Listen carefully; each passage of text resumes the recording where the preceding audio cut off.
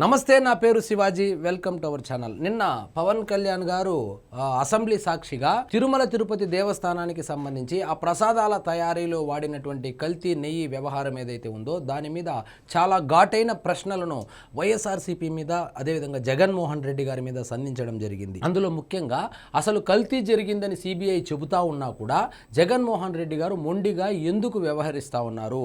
So కల్తీ జరిగిపోయింది, అయ్యా కల్తీ అయితే జరిగిపోయింది అని సుబ్బారెడ్డి గారే ఒప్పుకున్నారు. ఈయన కూడా ఒప్పుకొని సో ప్రభుత్వము విచారణ చేపట్టండి, విచారణ చేపట్టి వాళ్ళు దోషులు ఎవరైతే ఉంటారో వాళ్ళను చట్టరీత్యా శిక్షించండి అని ఒక మాట చెబితే సరిపోయేది.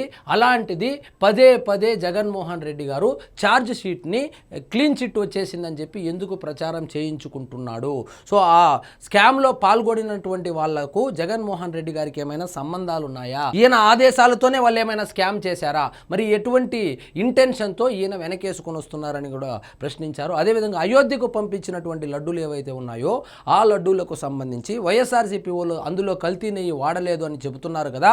మరి అందులో కల్తీ నెయ్యి వాడలేదు, స్వచ్ఛమైన ఆవు నెయ్యే వాడాము అని చెప్పడానికి జగన్మోహన్ రెడ్డి దగ్గర కానీ, వైవి సుబ్బారెడ్డి దగ్గర కానీ, అప్పట్లో పనిచేసినటువంటి ఈవో దగ్గర కానీ ఏమైనా డాక్యుమెంట్స్ ఉన్నాయా? ఉంటే మరి చూపించండి అని అడిగాడు. సో నిన్న ఆయన చాలా కొంచెం కోపంగాను, కొంచెము సెంటిమెంటల్గా కూడా మాట్లాడడం జరిగింది. ఎందుకంటే ఒక కోవా బన్నుకు సంబంధించి కోవా బన్ను ఇష్యూ వస్తే ఏ విధంగా మతాలకు అతీతంగా, కులాలకు అతీతంగా ఏ విధంగా అయితే స్పందించారో ఆ స్పందన తిరుమల తిరుపతి దేవస్థానానికి సంబంధించి హిందువుల దగ్గర నుంచి ఎక్స్పెక్ట్ చేయలేకపోతున్నాము. ఎందుకంటే మనం కులాలుగా విడిపోయాము, ప్రాంతాలుగా విడిపోయాము, రాష్ట్రాలుగా విడిపోయాము, అదేవిధంగా పార్టీల పరంగా కూడా విడిపోయాము. కాబట్టి హిందువులను విడగొట్టడము, ఓటు బ్యాంకుగా వాడుకోవడం ఈజీ. కాబట్టి సో ఈ వైఎస్ఆర్సీపీ వాళ్ళు, ముఖ్యంగా ఈ వైఎస్ఆర్సీపీ వాళ్ళు హిందువులను ఒక ఓటు బ్యాంకుగానే చూస్తున్నారని చెప్పి కూడా ఆయన వాపోవడం జరిగింది. అదేవిధంగా ఆయన నిన్న శ్రీకృష్ణదేవరాయలు రచించినటువంటి అముక్తమాల్యద అనేటువంటి ఆ పుస్తకం నుంచి, ఆ గ్రంథం నుంచి 218వ పద్యంలో ఒక పద్యాన్ని అయితే వివరించడం జరిగింది. ఆ పద్యం యొక్క తాత్పర్యం ఏంటంటే, రాజు అనేవాడు తన రాజ్యంలో పన్నులు వసూలు చేసే వ్యక్తి ఎవరైతే ఉంటారో అలాంటి వాడిని దేవాలయాల్లో అధికారం చెలాయించేలాగా నియమించకూడదు. ఎప్పుడైతే రాజ్యంలో పన్నులు తగ్గిపోతాయో, పన్నుల వసూలు తగ్గిపోతాయో అప్పుడు దేవాలయాలకు సంబంధించినటువంటి డబ్బులు వాడేటువంటి అవకాశం ఉంది. కాబట్టి అది అరిష్టం, కాబట్టి దేశం మొత్తానికి అరిష్టం పట్టుకుంటుంది. సో అటువంటి దేవస్థానాలలో అధికారములు ఒంటరి వాళ్ళకి ఇవ్వాలి. ఒకవేళ అతను అవకతవకలకు పాల్పడ్డా కూడా ఆ పాపం అతనికే తగులుతుంది, కానీ రాజ్యానికి తగలదు అని చెప్పి సో అప్పుడెప్పుడో రాసినటువంటి ఆ పద్యం ఏదైతే ఉందో, శ్రీకృష్ణదేవరాయలు రాసినటువంటి పద్యము యాజ్ ఇట్ ఈజ్గా జగన్మోహన్ రెడ్డి గారికి వర్తిస్తుంది. సో తన సొంత వాళ్ళైనటువంటి వైవి సుబ్బారెడ్డిని కానీ, కరుణాకర్ రెడ్డిని కానీ, ఆ ఈవోగా పనిచేసినటువంటి ధర్మారెడ్డిని కానీ అక్కడ తిరుమల తిరుపతి దేవస్థానంలో అధికారం కట్టబెట్టడం వల్లనే ఇంత పెద్ద ఘోరాతి ఘోరమైనటువంటి అపచారం జరిగింది అనేటువంటి అర్థం వచ్చేటట్లు ఆయన అయితే ప్రస్తావించడం అయితే జరిగింది. సో ఈ లడ్డూ కల్తీకి సంబంధించి వైఎస్ఆర్సీపీ వాళ్ళు ఇప్పటికైనా తప్పు తెలుసుకొని క్షమాపణలు కోరితే గౌరవంగా ఉంటుంది. లేదు దీన్ని పొడిగిస్తే వాళ్ళకే డ్యామేజ్ అని కూడా చెప్పడం జరిగింది. మేము ఎట్టి పరిస్థితుల్లోనూ దీన్ని వదిలిపెట్టేది లేదు.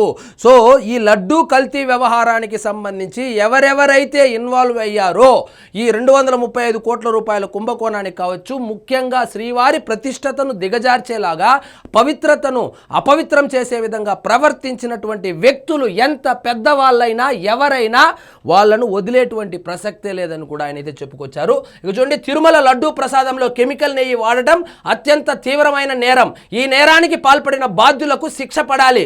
దోషులను కూటమి ప్రభుత్వం ఖచ్చితంగా శిక్షిస్తుంది అని డిప్యూటీ సీఎం పవన్ కళ్యాణ్ అన్నారు. మంగళవారం శాసనసభలో జరిగిన చర్చలో ఆయన మాట్లాడారు. శ్రీవారి ప్రసాదాన్ని అపవిత్రం చేసేందుకు ప్రణాళికాబద్ధంగా కుట్ర జరిగిందని తెలిపారు. ఎన్డీడీబీ నివేదికలో నెయ్యిలో జంతువుల కొవ్వు కలిసిందని చెబితే సిబిఐ నేతృత్వంలోని సిట్ విచారణలో నెయ్యే లేదని తేల్చిందన్నారు. సో ఎన్డీడీబీ రిపోర్ట్లో ఏమో ఇది జంతు కొవ్వులు కలిసిందని చెప్పింది. అదేవిధంగా సుప్రీంకోర్టు నియమించినటువంటి సిట్ ఏదైతే ఉందో అసలు నెయ్యే లేదు దీంట్లో, టెస్టింగ్ ఏమి టెస్ట్ చేయమంటారు అని చెప్పడం జరిగింది. కాబట్టి ఇది కల్తీ నెయ్యి అని చెప్పి సాక్షాత్తు సుబ్బారెడ్డి గారే ఒప్పుకున్నా జగన్ రెడ్డి గారు ఎందుకు ఒప్పుకోవడం లేదు? దీని వెనుక ఉన్నటువంటి ఆంతర్యం ఏమిటి? ఆ దోషులను వెనకేసుకొని రావాల్సినటువంటి అవసరం ఏముంది? సో మేమేమి జగన్మోహన్ రెడ్డి గారు రాత్రిపూట వెళ్ళి అక్కడ నెయ్యి కల్తీ చేసి వచ్చాడని మేము ఎప్పుడూ చెప్పలేదు. ఆయన హయాంలో ఏర్పాటైన, ఆయన ఆధ్వర్యంలో ఏర్పాటైనటువంటి పాలక మండలి తీసుకున్నటువంటి చర్యలు ఏవైతే ఉన్నాయో, ముఖ్యంగా అసలు ఈ స్కామ్ మొదలు కావడానికి మొట్టమొదటి స్టెప్ ఎక్కడ పడింది?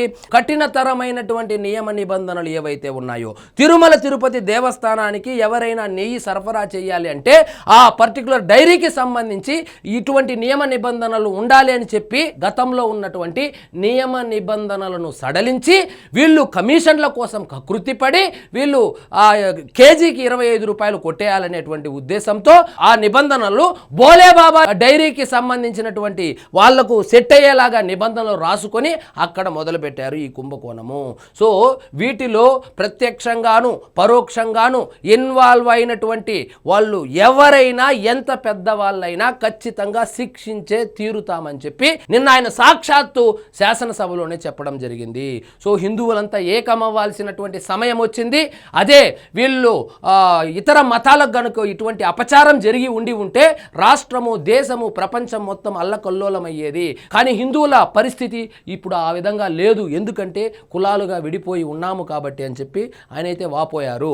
సో అదే నిన్నటికి నిన్న శాసన మండలిలో మీరు తిరుమల తిరుపతి దేవస్థానానికి సంబంధించి ఆ శ్రీవారి ఫోటోలు ప్లకార్డులుగా తీసుకొచ్చి విసిరివేసి వెళ్ళారే, అదే వేరే మతానికి సంబంధించినటువంటి దేవుని యొక్క ఫోటోలు ఆ విధంగా మీరు సభలోకి తీసుకుని వచ్చేటువంటి సాహసం చేయగలరా అని చెప్పి కూడా చాలా బోల్డ్ స్టేట్మెంట్ అయితే ఇవ్వడం జరిగింది. సో మొత్తానికి పవన్ కళ్యాణ్ గారు మాట్లాడినటువంటి మాటలు సోషల్ మీడియాలో విపరీతంగా వైరల్ అవుతా ఉంది. సో దీనికి సమాధానాలు మాత్రం వైఎస్ఆర్సీపీ వాళ్ళ దగ్గర ఉండదు. సో యాజ్ యూజువల్గా వచ్చి ఎదురుదాడికి నిన్ననే ప్రయత్నం మొదలుపెట్టేశారు. సో ఆవు కొవ్వు ఆడుంది, పంది కొవ్వు ఎక్కడుంది, అసలు నెయ్యి కల్తీనే జరగలేదు, ఇది రాజకీయ కుట్రలో భాగంగానే, ఇదే పాడిందే పాడరా పాసిపల్ల దాసిరి అన్నట్లు అదే పాట, పాత పాట అరిగిపోయినటువంటి రికార్డ్ అయితే వాళ్ళు వేస్తూ ఉన్నారు. కానీ నిన్న పవన్ కళ్యాణ్ గారి స్పీచ్ అయితే కనుక హైలైట్గా నిలిచిందని చెప్పొచ్చు. సో ఇదండి ఈరోజు మన టాపిక్. మీకు ఈ వీడియో నచ్చినట్లయితే లైక్ చేయండి, షేర్ చేయండి, ఛానల్ మాత్రం సబ్స్క్రైబ్ చేసుకోవడం మర్చిపోవద్దు.